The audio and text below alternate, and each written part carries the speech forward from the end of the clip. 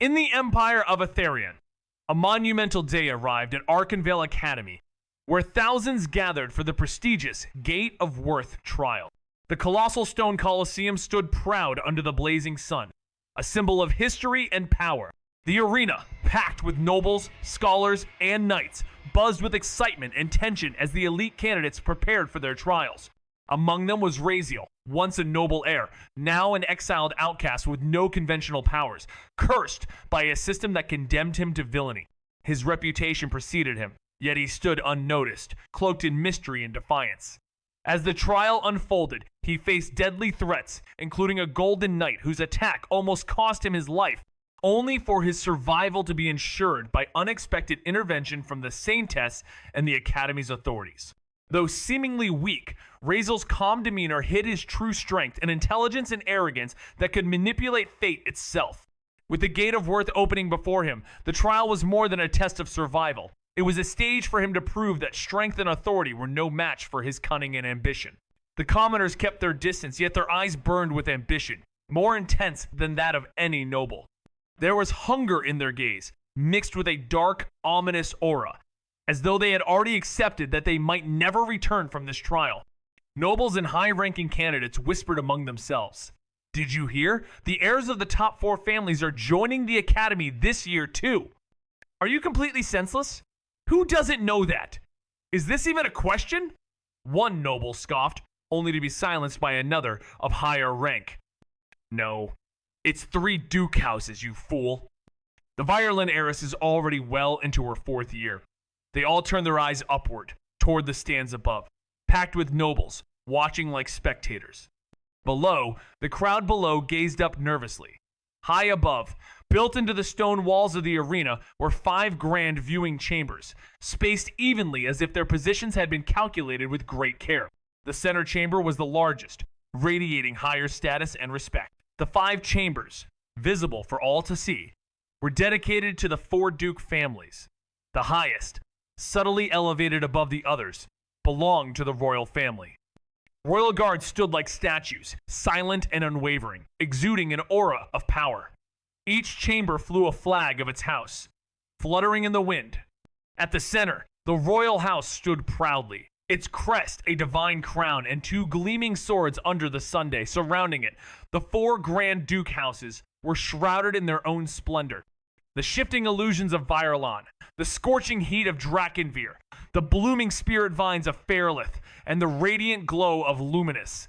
Look at the royal knights in the stands, one whispered, his voice shaky. The royal princess might be joining the academy this year. If not, I doubt they'd send royal guards and representatives. Yeah, it's the first time in history that heirs from all 4 duke families and the royal family are joining the academy. Another muttered nervously. But why are they even taking the academy trial test? Aren't they supposed to go straight into the highest classes? In the bustling arena of Arkenvale Academy, a silent figure cloaked in black stands apart from the crowd. His face is hidden beneath the folds of his robe, but his pale skin, sharp features, and dark, obsidian eyes draw the occasional curious glance. It's Raziel, the exiled son of Duke Virlin, who, though out of sight, is anything but unnoticed. The air is thick with anticipation as the elite families of the realm gather for the Gate of Worth, a prestigious trial to determine the victor among the noble houses. While the royal princess may not participate, the rivalry between the 4 duke houses is bound to unfold in a fierce contest. Yet, the heiress of the Virland family, already in her 4th year, means the remaining competition will likely be between the other 3 houses.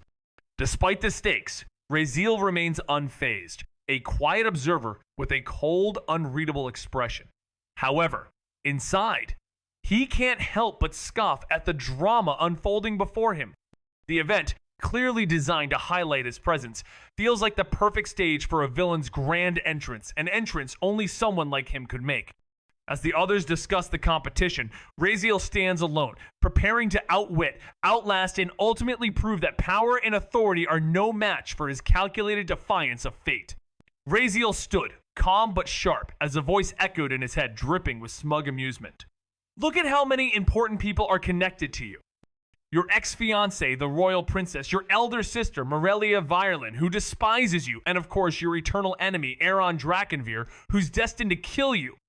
Oh, and let's not forget your childhood friend, Celine Luminous, who accused you of rape and now she's a saintess. The voice chuckled, clearly entertained. You really are the ideal villain, host. The enemy of the strongest empire in the world, with the royal family and 4 duke houses stacked against you. Aren't you proud? Raziel rolled his eyes, a bitter smirk tugging at his lips. Since when did it become 4 duke families, you idiot? He muttered under his breath. You only counted 3, and I have no issue with the Feralus. Raziel's life had been a battle with fate ever since he awakened the cursed system at the age of 10. The voice inside his head, relentless and cynical, was always there, reminding him of his doomed path. It had been 6 years of misery, and arguing with it was as pointless as trying to argue with the sky. He had known his role in this world from the beginning, the villain. Not the hero or the savior, but the one destined to lose. That's when everything went wrong. He had awakened his system at 10, a moment that should have been the key to his greatness. But instead, it had chained him to misfortune, arrogance, and dark powers that had no place in this holy world. As the trial at Arkenvale Academy looms, where 1,000 elemental cores will grant entry into the royal classroom, Raziel doesn't just want to survive. He's there to prove that his mind, not his lack of power, will guide him to victory. He's not a pawn to fate. He's a player, and his game is just beginning. In a world he once read about, a young man finds himself caught in a tale where heroes shine and villains fade. The catch? He's not the hero. Raziel Vireland, once a noble heir, is now the villain, the one fated to die, fueling the hero's final rise. Born into greatness, Raziel's legacy is soaked in power, but his fate has taken a cruel turn. He is now cursed with a system that grants him nothing but arrogance, misfortune, and a dark affinity for magic that the world has long since forgotten. As Raziel enters the prestigious Arkenvale Academy for a trial that could shape his destiny, he's forced to confront his past, his enemies, and the ever-growing tension between destiny and defiance. With danger lurking at every corner and a system that is anything but helpful, Raziel is determined to outwit fate and prove that plans, not power, are what truly shape the future. Once a noble heir, Raziel now stands as a cursed outcast. Stripped of his title, exiled at the age of 11, he was abandoned by his own mother without even a flicker of remorse as the gates of his home slammed shut behind him. Memories of his fall from grace have dulled over time, not because the pain is gone, but because they no longer matter. There's no use in holding on to memories that no longer serve a purpose. In a world where fate itself seems to mock him, Raziel carries a cursed system that offers no power, but instead feeds him misfortune, arrogance, and an unnatural affinity for the dark arts, which are deemed blasphemous in this wholly dominated realm. Now, as the prestigious Gate of Worth trial at Arkenvale Academy begins, Raziel faces both nobles and commoners, his past life as a villain in a story he knows all too well weighing on him. With a calm confidence, he steps into the trial not to survive, but to outplay the system that has cursed him and prove that his cunning and defiance against fate will be his true strength. It's all because of the system. If not for it, would he have been forced to hide for 5 long years? Always on the run, always one step away from death. The constant pain, the unrelenting suffering. Yet, there was a smirk on his face as he paused, as though a thought had crossed his mind. Am I complaining too much these days? Perhaps it was because he hadn't spoken to anyone in 5 years. Talking to himself had become a habit, one he never meant to form. The system had fallen silent, offering no answers, leaving him to face the reality of his situation. Now, there was no turning back. He had no choice but to reveal himself. He might not face immediate danger, but if things were truly that simple, would he have come here? No. He came because he was sure nothing would happen to him here. He doesn't want to stay hidden. There are many reasons, some of which he can't even reveal. Who knows? Maybe someone might read his thoughts. Not that he wasn't planning to act anyway. He's always been part of bigger plans. I'll trust you one last time, system. If you fail me again, you'll be my enemy too. It would be better if you didn't lie to me, he said. His cold expression never wavering as he raised his hands, pulling off his hooded robe and revealing his dark royal purple hair to the air. His face was fully exposed for all to see. A quiet thanks echoed in his mind, but for some unknown reason he ignored it completely. At that very moment, the knight who had been watching him froze. His gaze sharpened, narrowing in on him as he took in every detail. Those hair colors. He's of Vireland, and not just any Vireland, but of direct bloodline. The knight analyzed everything with a single glance. The royal blue signified a direct bloodline, and that small purple birthmark behind his neck an unmistakable detail. There were only two in direct line, but not a girl. So, was he the exiled son of the Duke? The one long thought dead? Was he truly alive? It took mere seconds for the knight of his rank to put the pieces together. Instinctively, he sent a subtle signal, a fleeting glance toward a guard, standing at a distance. The unspoken message was clear. Stay alert! All of this unfolded in the blink of an eye, less than 10 seconds. Raziel didn't acknowledge the knight even once. His gaze remained fixed, unwavering, on the empty space in front of him, as though waiting for something inevitable. 1. Raziel stood still, his mind calculating, counting each second as the Golden Knight descended upon him with lightning speed. The knight's gleaming armor shimmered in the sudden burst of divine light, its sword blazing with power, aimed directly at Raziel's neck, but instead of fear, a small smile crept across his face. One he'd been preparing long before this moment. The sword came at him, fast, relentless, but Raziel didn't flinch. His lack of movement was almost a mockery of the knight's speed. Then, just as the blow was about to strike, the sound of a commanding voice rang out, halting the attack. Authorities from the academy intervened, and even the saintess herself, a figure from his past, ordered the knights to stand down. Raziel, calm as ever, was left to bask in the smug satisfaction of surviving another test, his plans unfurling with every passing moment. Raziel's body, vulnerable and weak, could barely evade the deadly strike aimed at him. The force behind it cut through the air with such power that it seemed to tear the very fabric of reality. Only 2 inches. That was the razor-thin line separating him from death. And then, a sharp, metallic clash rang out like a thunderous echo. Raziel's smirk deepened. The wind howled, pushing his royal purple hair back in a fierce gust. He took a calm step back, not in fear, but with practiced precision, as if he had anticipated this moment. A towering figure appeared before him, effortlessly blocking the Golden Knight's attack with a single hand gripping a massive greatsword. Dressed in a long black cape, the man exuded an air of lazy indifference, holding his blade as though it weighed nothing, the other hand casually behind his back. Sparks flew like fireflies as the 2 weapons pressed together. Killing on the grounds of Arkenvale Academy is prohibited, the man said, his voice composed, yet carrying a weight heavier than the Golden Knight's strike. Sir Radiant Knight, surely you haven't forgotten the rules. The golden-armored knight stood silent, his sword still poised. Behind the helm, his glowing eyes narrowed, but he made no move. The man in front of him didn't even glance his way. He didn't need to. He understood the stakes all too well. And Raziel? He simply stood, smiling with an air of smugness that hid the chaos beneath. Dorn Varkarn, cloaked in black, narrowed his gaze, realizing something crucial. This brat, he thought, knew he'd intervene. That calm confidence, that carefully crafted facade, it was all part of the plan. Yet Dorn didn't turn around. He didn't need to. The arrogant smile had already appeared, a faint smirk that seemed to predict everything before it happened, like a trap waiting to close in.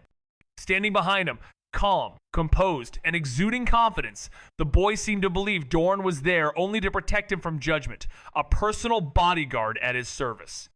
The audacity of it all was infuriating. Dorn's fingers twitched on his greatsword, not from fear, but from the restraint it took not to act. He had been played, and though disgusted by the realization, he couldn't back down. The sharp scrape of metal broke his focus as a knight clad in golden armor, radiating an almost blinding aura of power, slowly drew his blade, its gleaming edge lowered with purpose, the tip kissing the stone arena floor with a metallic clink as both hands gripped the hilt, anchoring the weight of his purpose firmly in place. He locked eyes with Dorn, his voice reverberating like a storm. Dorn Varkarn, step aside. That sinner tried to defile the saintess. The arena once holding its breath, exhaled in confused murmurs that quickly turned into alarm. Nobles and commoners alike whipped their heads toward the commotion, their gazes widening as the situation sank in. Gasps rippled through the crowd like wildfire. The Saintess? Attempted defilement? Who had the audacity? No further explanation was needed. The thick tension in the air was palpable, enough to make even the most hardened of souls flinch. Instinctively, the crowd parted, a silent circle forming around the three figures, locked in a tense standoff. Then came the swift sound of a movement swish. Swish. Swish. 8 knights, clad in flawless silver armor, descended gracefully from the stands. Their movements synchronized to perfection. Their boots hit the marble with a sharp sound, their formation quickly enveloping Dorn and Raziel, a silvery net closing in. Each knight unsheathed their weapon, the blades whispering from their scabbards with practiced rhythm. They lined up beside the Golden Knight, their armor gleaming like stars caught in daylight. The Silver Knights, the proud warriors of the Church of Light, were not here for ceremony. Their presence was a warning. Then, as if shedding a mask, he took a step back. The smirk faded, replaced by an expression of pure bewilderment, wide-eyed and innocent, like an angel lost in a strange world. Me? His face seemed to ask. The Golden Knight's eyes blazed with fury, his voice crashing like thunder. Blasphemy. The air trembled under his divine aura, flooding the arena with radiant golden light, as though a second sun had been born. The ground quaked beneath his armored feet. It wasn't just magic, it was the weight of judgment, sanctity, and wrath all at once. Raziel felt it hit him like a divine hammer, his knees nearly giving way as his lungs constricted and his heart came to a halt. Death, he realized, had arrived without a single blow. But just as the pressure seemed destined to crush him completely, a sudden rush of wind cut through the tension. A wind swept through the arena, gentle yet powerful, scattering the oppressive pressure like dust in a storm. It vanished as though it had never been there. Raziel inhaled sharply, realizing he was still alive, and smiled. I won, he thought. Dorn Varkarnby, still standing between them, lazily lifted a finger, waving it through the air as though brushing off a mere inconvenience. His face remained unreadable, but a deep sigh escaped him. Sir Radiant Knight, please, he said flatly. Killing on the grounds of Arkenvale Academy is prohibited. You know this. The Golden Knight stepped forward, gripping his sword tighter. His voice rang out like a herald's trumpet. Are you standing against justice, Warden Dorn? He demanded, his tone filled with righteous fury. Justice for the Church of Light against one who once dared raise his hand to the Saintess? If so, then I may. The tension in the arena thickened. The arena was filled with the hum of swords, and the air itself seemed to hold its breath. Then came the sharp, rhythmic clicks of heels against the stone floor, echoing like a drumbeat. All eyes snapped to the figure emerging from the crowd, a woman draped in violet and silver, her regal hair flowing behind her, each step commanding attention and silence. Her voice, sharp and unwavering, cut through the tension. Do not twist his words, knight! She stopped just before the circle of confrontation, her gaze cutting through the air like steel. This is Arkenvale Academy, and you stand in the presence of a royal princess of the Empire. Are you truly willing to violate the order, tarnishing your name in front of both the crown and the assembly? The crowd split around her as though the air itself made way for her presence. Vice Headmistress, the nobles whispered, their voices faltering with a mix of awe and fear. Lady Selvara, murmured the Radiant Knight, his voice strained. Muscles coiled tight as he stood frozen under her unyielding gaze. She spoke then, her voice soft but laced with a warning heavier than any weapon. Understand, the words, killing on the grounds of Arkenvale Academy is prohibited. Her eyes locked onto his, a silent message passing between them. The guard's jaw tightened. He knew exactly what her words meant. But how could he simply back down? This man, this filth, had dared to raise his hand against the Saintess, a vile act, a sin against divinity itself. How could he, a knight sworn to uphold honor, stand by and let it go? Could he truly abandon his sacred duty? But harsh reality crushed his noble instincts. One wrong move, and death would meet him before he could even blink. Before him stood not only the warden of Arkenvale, but the vice headmistress herself. There was no chance of survival. He knew this with brutal clarity. Even before making a single move, his life could end with a single stroke. But to do nothing? To remain idle would be a betrayal of the Saintess's dignity. To watch in silence was a sin. His jaw clenched, shoulders stiffened. Lowering his stance, his sword tilted slightly, and his breath held, preparing for the inevitable. His heart thudded, not from fear, but from unwavering devotion. A sacred fire burned within him, urging him to act even if it meant self-destruction. He closed his eyes, and in that fleeting moment, tranquility settled over his face. A serene, almost sacred smile touched his lips, as if he were not standing on the edge of death, but rather at the altar of sacrifice. A willing offering, not for himself, but for the honor of the Saintess, for the holiness of sacred. He was prepared, but just as his foot was about to move, just as his blade was about to rise, a voice gently broke the silence. Soft, tender. It swept through the air like a divine breeze. My beloved knights, step back. It wasn't an order, but a blessing in the form of sound. The courtyard fell into a profound silence, as if the world itself had paused to listen. In an instant, the heavy tension that had filled the air evaporated, replaced by a serene calmness. It was as though even the wind had bowed to the presence before them. A divine aura filled the space, a sacred power that seemed to radiate from the speaker. Your holy Saintess, the knights echoed in unison, their voices unwavering. Without a hint of fear or hesitation, they knelt, 3 sets of knees hitting the stone, a bow that spoke of deep reverence, reserved only for the Saintess herself. Their swords dropped, their edges flat against the ground, and their heads bowed low. The atmosphere was thick with respect, as if the very air honored her presence.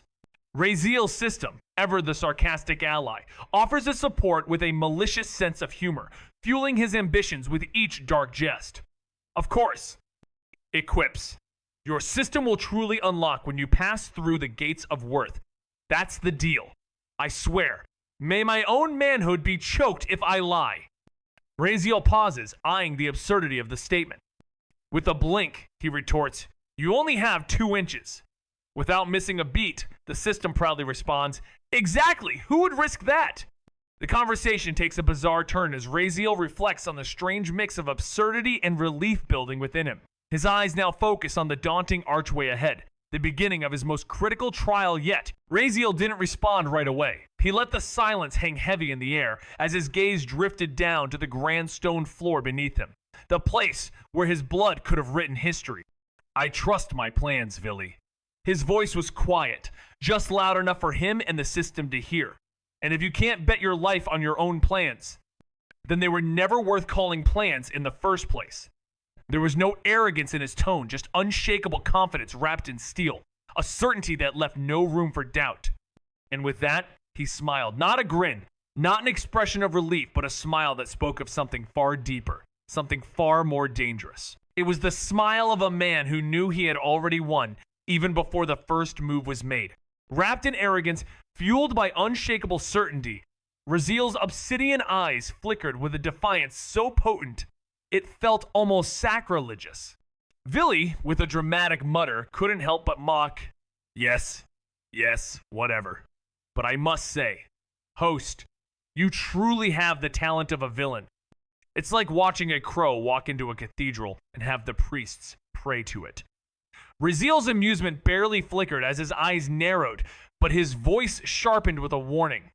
Just stay true to your words, Villy, or I'll rewrite your voice to sound like a helium-choked squirrel, even after my death, so no matter who hosts you, you're screwed. His hand fell from his nose, fingers curling into a loose, yet ominous fist. Raziel let out a sigh, his frustration barely contained as the system's mocking voice echoed in his mind. The trial was at hand, the infamous Gate of Worth looming ahead, a test that would determine his fate. But there was something more at stake here, something far deeper than just survival. As he stood there, eyes fixed on the distant archway, his mind raced with plans and strategies that defied logic and fate itself. He was no longer the helpless, exiled noble. He had become a villain of his own making, a dark force manipulating those around him. Yet, as his system continued its relentless stream of sarcastic quips, he could only grit his teeth, his gaze still locked on that gateway. For Raziel, this was not about the test. This was about proving that strength, authority, and destiny could all be bent to his will, and he was ready to play the game. The system's voice, tinged with mockery, didn't help matters. All good, it chimed. Just your ever-loyal, entirely harmless system here, supporting your darkest ambitions, one sinister quip at a time. As if Raziel needed any more reminders of his cursed existence. And yet, despite the absurdity of it all, despite the danger lurking ahead, there was a strange calm within him, a certainty that even if the path ahead was fraught with peril, he was the one who would emerge victorious. The tension in the air thickens as Dorn's voice cuts through the silence. Do you think you won, kid? That this was part of your grand plan? Wake up to reality. You're only alive because the princess is here. Without her presence, you'd already be dead. His words drip with venom, but Raziel only smiles, his eyes locked with Dorn's unwavering. Dorn's fury boils over, his neck veins bulging as he glares at the young man, barely able to choke out his words. The rage twists in him, disgust and disrespect seeping through every inch of his being. With a twisted sneer, he leans in closer, whispering in Raziel's ear, "Don't fly too high." Awakened as a background character, who will die in the first chapter, Dorn's fury reached new heights. His eyes burned with an uncontrollable rage as he stared down at the boy before him, the smirk on his face only fueling Dorn's desire to break the illusion that he was in control. You didn't win. It's just your illusion, and you will die. Step out of the academy grounds, and even if they don't kill you, I definitely will, Dorn hissed, the venom in his voice unmistakable. Yet, despite the anger, Dorn held back. He couldn't do anything here, not now. With a final disgusted glance, he clenched his jaw until it ached, releasing the boy's shoulders. Without another word, he turned away, the sight of the kid sickening him. That brat, who had once strutted around like a peacock, now couldn't even muster the courage to face him. Pathetic. Awakened as a background character who will die in the first chapter, Raziel's voice sliced through the tension like a blade, sharp and arrogant, carrying a wild grin that barely concealed his disdain. Dorn stopped mid-step, the air heavy with anticipation. Slowly, like a man whose patience had reached its limit, Dorn turned, his eyes locking onto Raziel, who stood unmoving, his smile still fixed in place. The vein at Dorn's neck pulsed angrily as he growled, What did you say?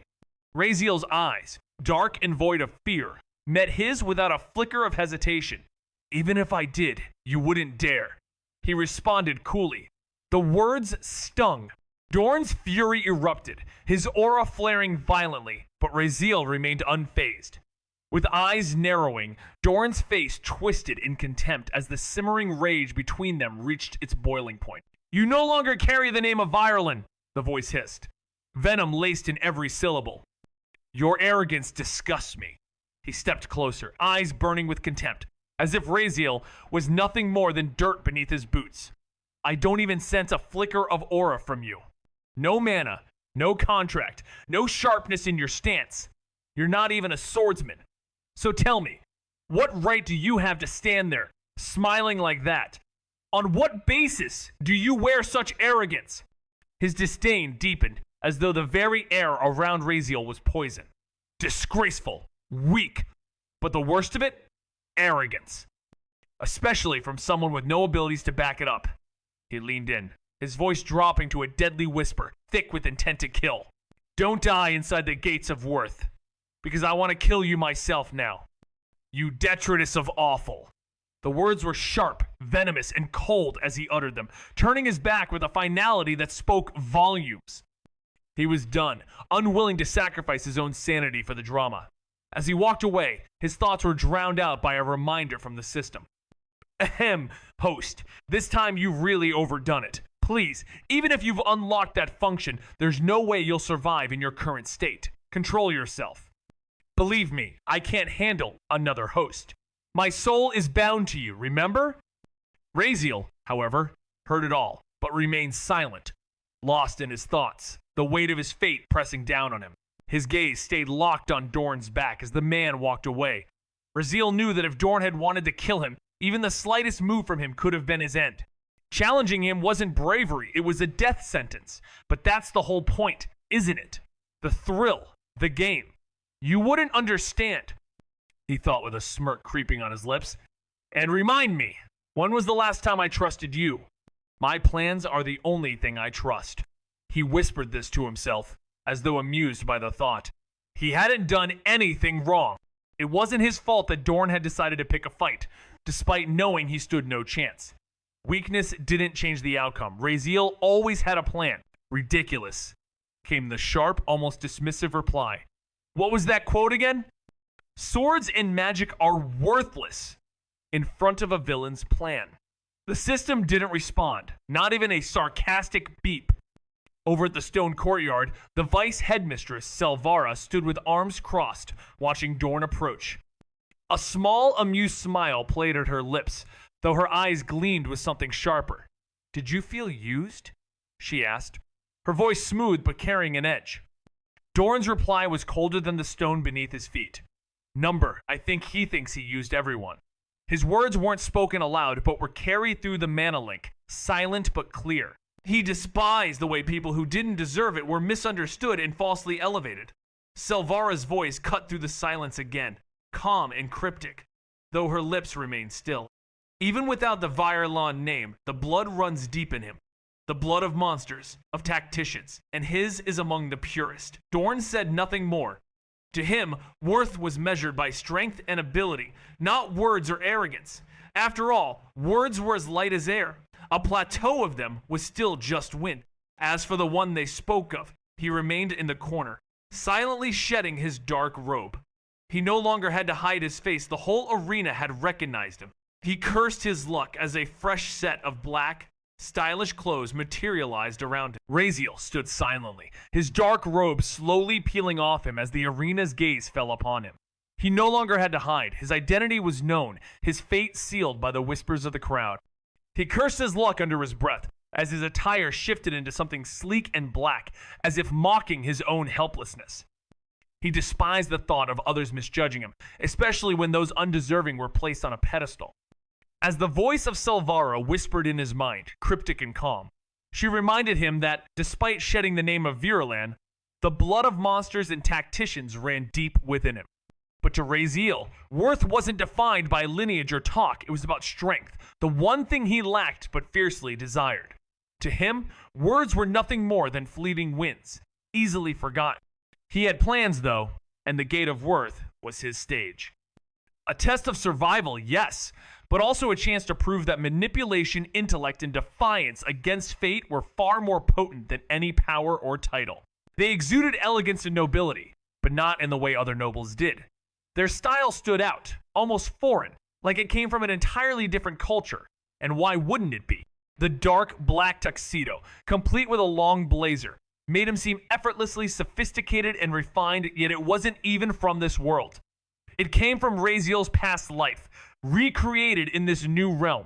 Now, before anyone starts questioning his unusual taste, thinking, that outfit must be difficult to fight in, or how uncomfortable does it look? Let's get one thing straight. It wasn't like he had nothing better to do and made it for fun, not at all. This was all because of that damn system. The same system that insisted a villain must have a sense of fashion. Your appearance should scream class. Wear something worthy of a villain. It was truly exhausting. Only Raziel knew the immense effort it took to craft this from scratch, relying solely on his memory to replicate a design from a world long gone. Every step of the process was recreated without any blueprint, just pure determination, all for the sake of clothing. The outfit itself was elegant, enough to make heads turn on any normal day, especially with the chaos earlier, but today, the crowd's attention had other focuses. The murmurs spread through the arena, eyes darting toward him in fleeting glances. He's still alive? Damn. Honestly, I wish they just executed him back then.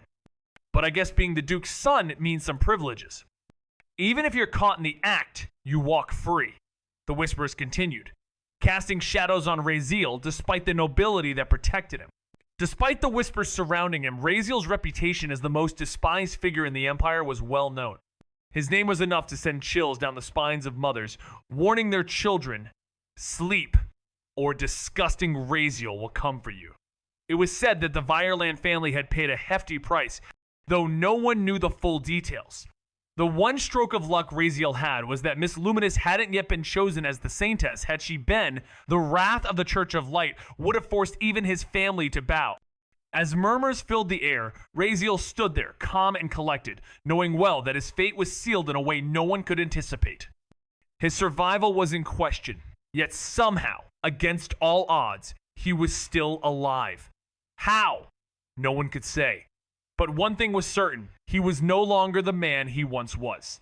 The arena buzzed with whispers, loud enough for everyone to hear, as if the people had grown indifferent to discretion.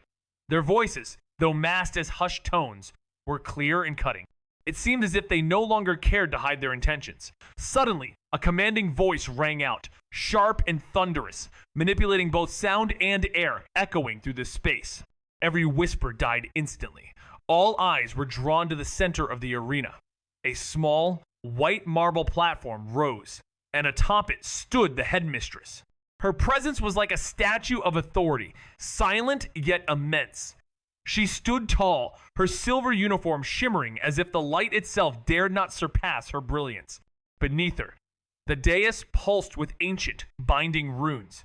With a single raised hand, she commanded silence, her presence halting even the air.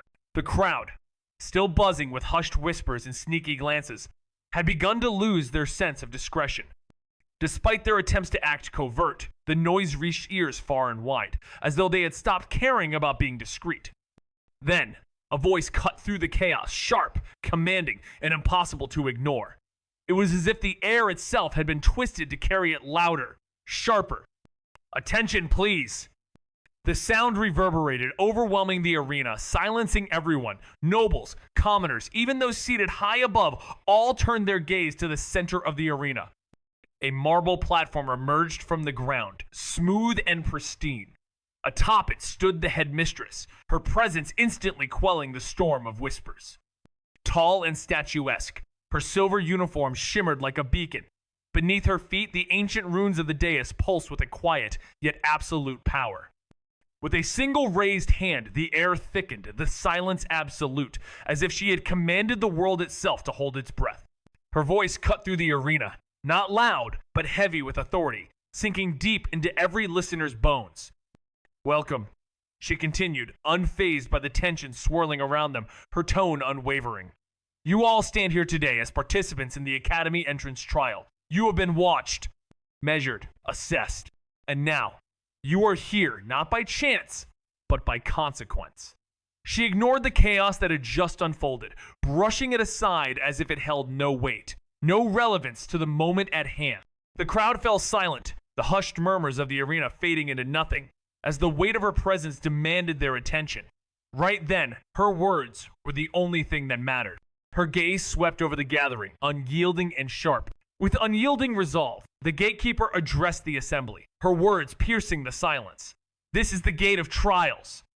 I assume everyone is well prepared, but if you've come unready and still don't know what lies beyond, let me be clear, you are unworthy." Her gaze chilled the air, each word hanging heavy. "But," she continued, her voice cutting through the tension, "if by some chance someone dares face the unknown, survives, and conquers what they were not ready for, then perhaps they are more worthy than those who studied for it." A ripple of murmurs passed through the crowd, but none dared to speak. With a deliberate gesture, she extended a gloved hand toward the towering obsidian arch, the Gate of Trials. Its surface shimmered like oil, ancient inscriptions pulsing across it. "To pass," she said, her voice unwavering, "you must gather 100 elemental cores." The challenge was set. Her voice remained steady, unwavering, a quiet command in the air. "That is the minimum, no less.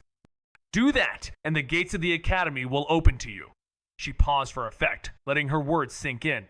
"For those who seek more, those who desire higher standing, better dorms, stronger instructors, greater resources, your rank will be determined by how many cores you gather beyond that threshold. A beat passed as the weight of her message settled over the gathered crowd. And for those who believe they belong in the royal classroom, the path is clear. Her gaze sharpened, eyes gleaming with an intensity that cut through the air like shards of glass. You will need 1,000 cores. A hush fell, as if the entire world had drawn a collective breath. Then, her expression softened, not in warmth, but in the cool formality of someone who commanded attention. And now, I would like to thank the distinguished figures who honor us with their presence today. His lips remained still, yet his mind was a venomous storm, a long tuxedo, for a combat trial. Is this really your idea of villain aesthetics? You think this makes me a proper villain? Are you out of your mind? Other villains get cheat abilities, death beams, god-slaying swords, hell, even plot armor. And me? You gave me fashion sense? What have you even done except give me useless orders? His thoughts cut deep, venom dripping from every word. You've never been more useless, haven't you? He muttered under his breath. With a subtle flick of his fingers, a dark, translucent screen materialized in front of him. It was a cold, blackened glass, pulsing faint red glyphs at the edges. System interface. Standards of a villain. The words flashed across the screen. System type, cursed binding, irrevocable. User, Raziel Virlan. Alignment, rejected by fate. Status, alive.